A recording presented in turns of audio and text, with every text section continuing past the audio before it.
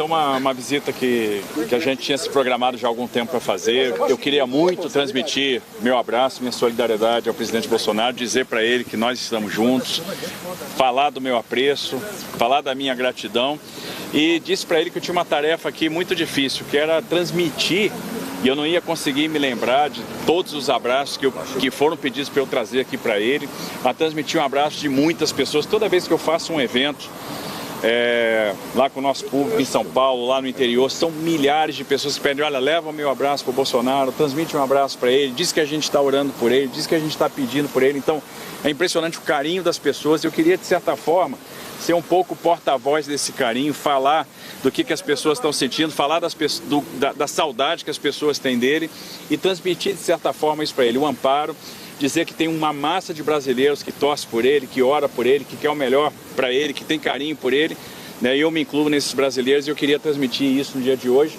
E esse foi um pouco do objetivo da visita, ver como é que ele estava, transmitir meu carinho, transmitir meu abraço, falar que ele pode contar conosco, né, que ele vai ter sempre aqui um grande amigo. Governador, sobre a sua candidatura à presidência, ele falou alguma coisa? Olha, a gente conversa sobre isso desde 2023, que meu interesse é ficar em São Paulo. Isso aí não tem, gente, não tem controvérsia nenhuma. Eu tenho uma linha de coerência. Eu falei lá atrás que eu tenho um comprometimento com o Estado de São Paulo. Eu sou grato ao Estado de São Paulo por tudo que o Estado me deu, pela confiança que depositaram em mim.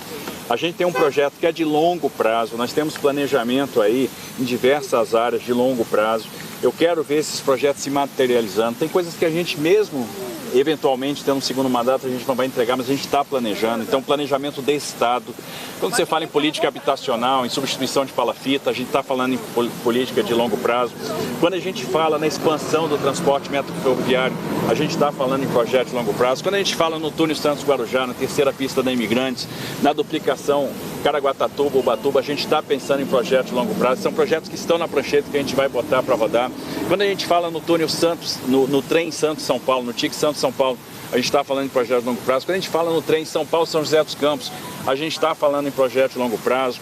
Quando a gente fala em fazer uma revolução na educação, a gente está falando em projetos de longo prazo. Quando a gente fala em combater os problemas do subfinanciamento da saúde com o SUS paulista, né, que está sendo lá uma revolução, a gente está falando em projetos que tem que ter continuidade.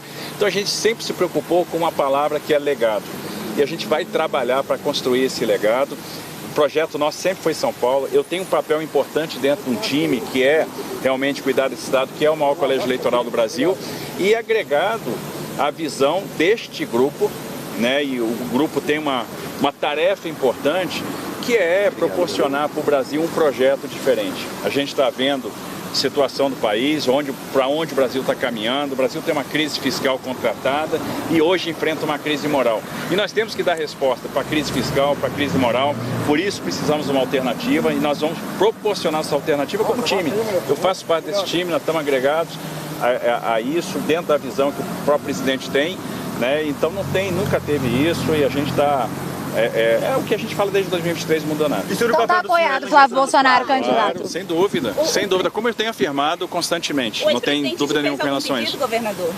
Não, assim, como eu falei, a gente conversou com amigos, a gente vai estar empenhado neste projeto, vamos entrar né, muito fortes, muito unidos, agregando mais pessoas, agregando mais gente e falando de perspectiva, falando de projeto para o país, falando de pontos que são importantes para a gente resolver a questão fiscal e, aliás, mexendo algumas alavancas, a gente vai ver o fluxo de capital aumentando, a gente vai ver a moeda apreciando, a gente vai ver a inflação baixando, a gente vai ter espaço para reduzir taxa de juros, né?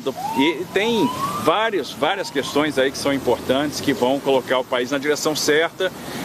Falamos muito dos tempos em que a gente trabalhou junto, no tempo que o presidente esteve no comando do país, das realizações, da saudade que a gente tem, né, de como era bom visitar o Brasil todo, vendo as entregas, convivendo esse período com ele. Foi um período para mim muito rico, né? Então a gente precisa ver isso de novo, trazer essa alegria de volta. Você vai ter algum papel específico na candidatura do Flávio? Ele falou sobre a saída do governador Caiado do partido? Falou, e o presidente viu com bons olhos, o presidente elogiou o Caiado para mim, O presidente tem o apreço pelo Caiado, né, a consideração pelo trabalho que o Caiado fez ao longo da sua trajetória política. O presidente entende que é uma candidatura que soma também com esse projeto, que no final vai estar todo mundo junto contra o PT, não tenha dúvida disso.